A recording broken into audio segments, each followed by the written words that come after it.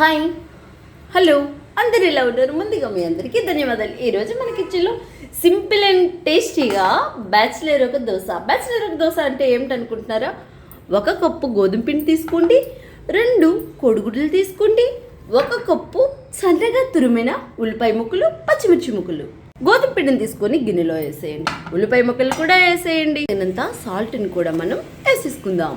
మనం ఇప్పుడు సాల్ట్ వేసాక కాస్త వాటర్ వేసుకొని దీన్ని కాస్తంత లూజీగా చేసుకోవాలి. మనం గోధుమ పిండిని ఈ మాదిరిగా లూజీ చేసుకోవాలి. ఇలా లూజుగా అయిన తర్వాత ఇందులో మనం కోడిగుడ్డుని పగలగొట్టి వేసుకోవడమే. 1 అండ్ 2 కూడా 2 కోడిగుడ్లు వేసుకున్న తర్వాత దీంట్లో బాగా కలిసి జస్ట్ ఒక 5 నిమిషాల వరకు మంచిగా కలిపేయండి. పిండి అంతటిని ఇలాగా ఈ మాత్రం థిక్నెస్తో కలుపుకోవాలి. చూసారా, ఇలా జారుగా ఉండాలి. పిండి అనేది జారంటే అదే లూజీగా. ఇలా మనం స్టవ్ పైన బాండి పెట్టుకోవాలి. బాండి హీట్ కాస్తంత నూనె ఆల్రెడీ అప్లై చేసేసాను. బాండి అట్టలు రేకు వీటెక్కాక మనం ఈ దోశ పిండిని తీసుకుని ఇలా సీఎం అంటారు కదా, అది వీటెక్కినట్టు ఇలా వేసేసి వదిలేయడమే. దాన్ని ఏం చేయకూడదు, అది దోశ మాదిరిగా పాంజిగా వచ్చేస్తుంది.